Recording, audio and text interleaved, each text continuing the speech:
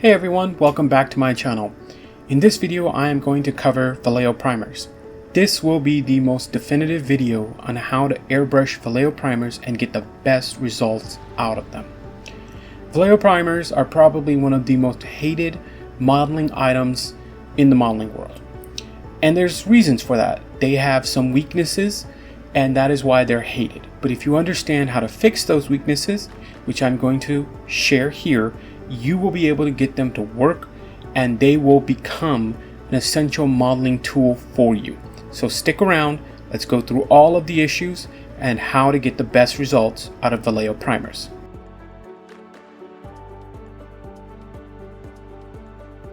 There are three main problems modelers complain about when it comes to Vallejo Primers. The first one is clogging.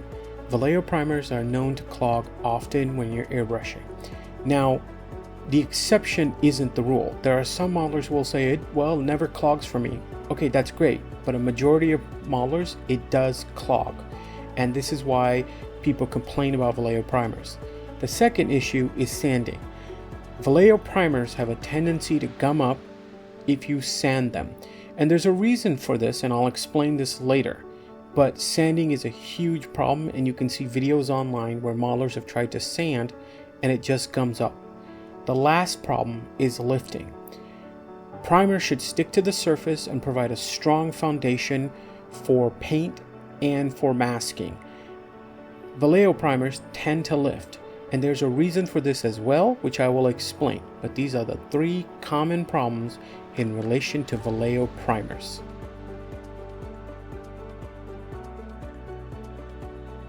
In the interest of honesty, I want to mention that Vallejo primers are not my favorite primers. But there are three ways to make them work and perform beautifully. And I'm going to go into all three. In particular, I'm going to focus on using my mixed formula to get Vallejo primers to work because I have found this to be the best method of getting Vallejo primers and resolving the three main issues with Vallejo primers.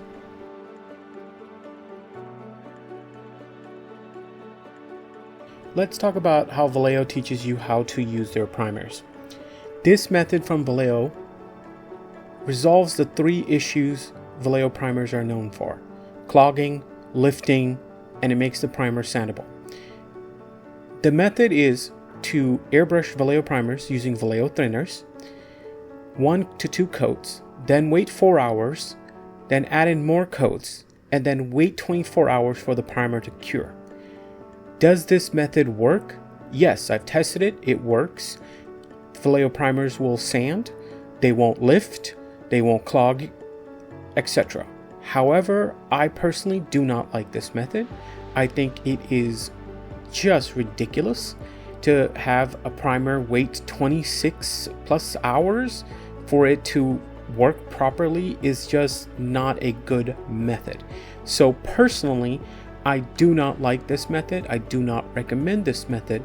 However, if you're interested in this method and you want to see it, I will post a link to their video, or you can go to their YouTube channel and watch the video from their master modeler Pablo on how to do this method.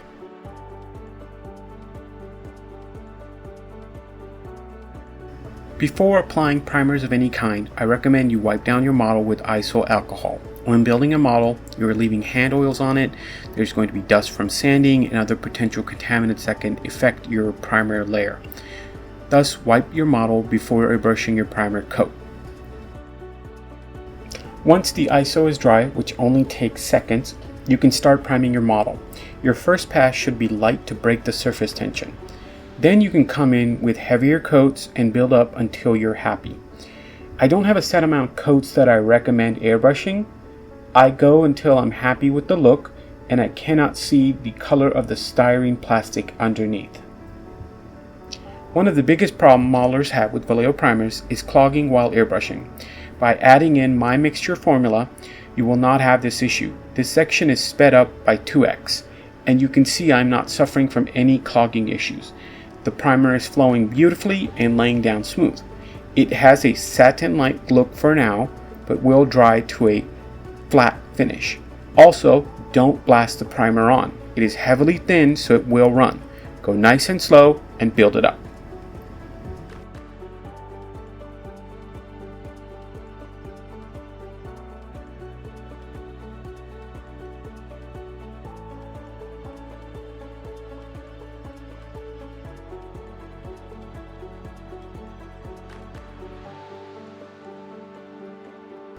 The second biggest problem modelers have with Vallejo primers is lifting. Lifting is when the primer lifts off the model due usually to masking over top the primer. As you can see, using my mix formula with the primers, it makes the primers more resilient and prevents lifting. Here I am adding Tamiya tape directly onto the model without detacking it. The primer stays in place even when I rip the tape off. And you shouldn't be ripping tape off, by the way, but you can see it's resilient and it sticks and it does not lift off the model.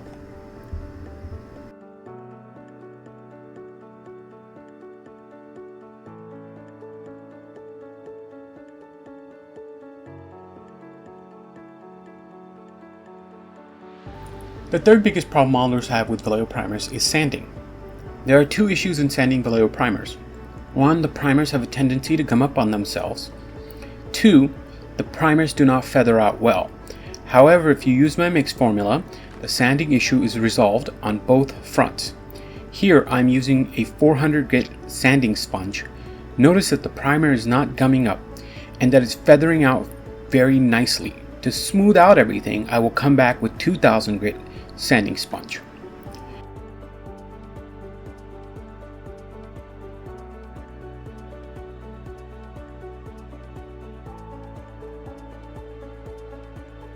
Notice how well it feathered out and how smooth the surface is. This is really important in a primer because if the bottom layer is not smooth and feathered out, this flaw will show up underneath your paint layer and definitely show up in a natural metal finish.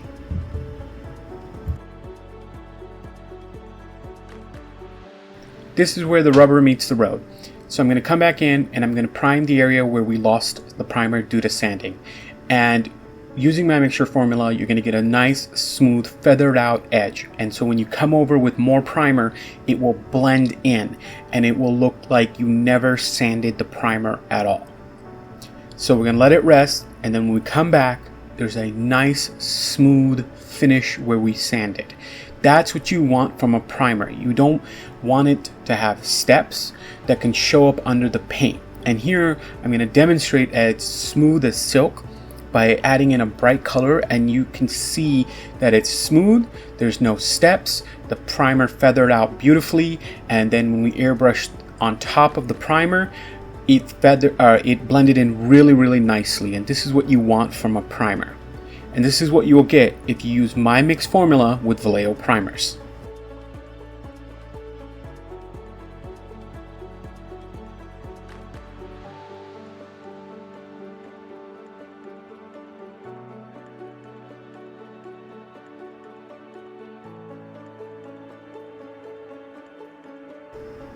Now I'm going to demonstrate the third method of airbrushing Vallejo primers to get the best results out of them, and that is to use Future Floor Wax, which is discontinued, but there's an alternative called Quick Shine. And here I'm going to use Quick Shine to demonstrate how to do this. But first, as always, wipe down your model first.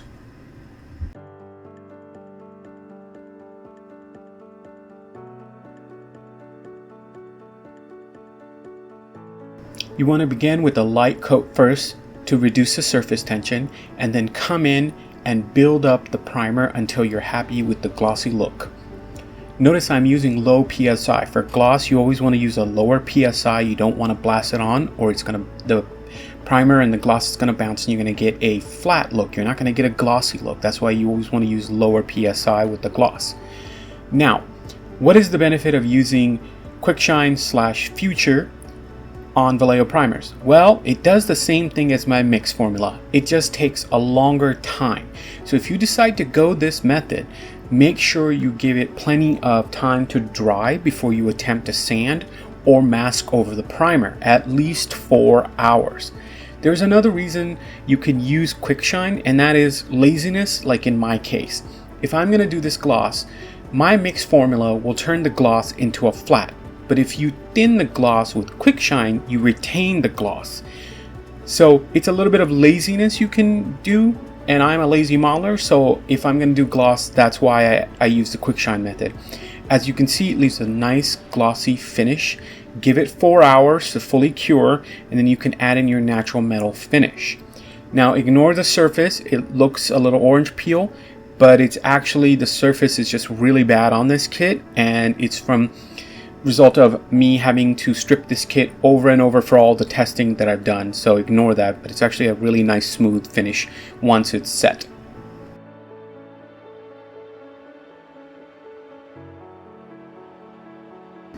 This is not really a test. It's more of an attempt to stop bad modeling rumors. You can spray lacquers on top of acrylic primers. They will not damage your models. Acrylics are stronger than you think. Lacquers will not eat through your primer and destroy it or harm your model.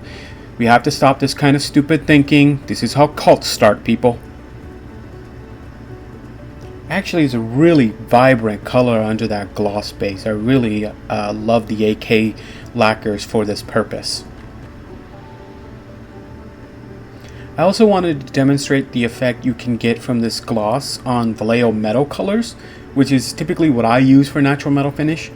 Now, the Vallejo metal colors are not as brilliant in the tone as the AK, and I've explained this. They're never going to be. They look like a really nice aluminum, but kind of a somewhat of a used aluminum, not like a bright aluminum.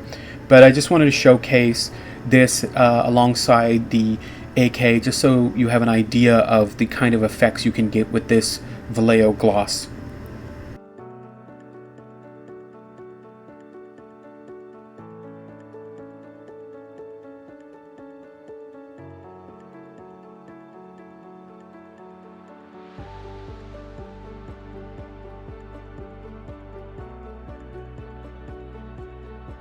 I'll begin out by saying I do not recommend you do this to your natural metal finish. I'm only doing it to prove a point here, and that is that if you have a solid primer base, when you apply a natural metal finish, you can mask over the natural metal finish because the primer base really gives it hold to the natural metal finish. So here I'm going to rip off the tape as fast as humanly possible to show that the paint will still hold because that's a good primer base. You can see it didn't affect the natural metal finish on the Vallejo side at all, and slightly on the AK side. But when you do this, when you mask over your natural metal finish, detach the tape and you won't have to worry about masking over your natural metal finishes in the future.